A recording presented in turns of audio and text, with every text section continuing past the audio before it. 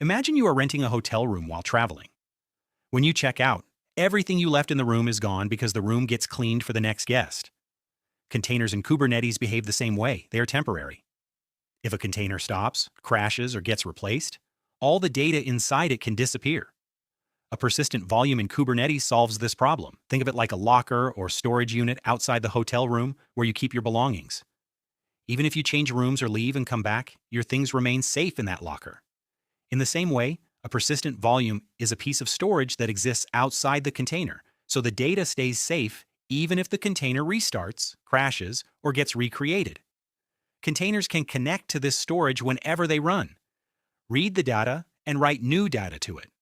So in simple terms, a persistent volume is permanent storage for containers that keeps data safe even when containers are deleted or restarted.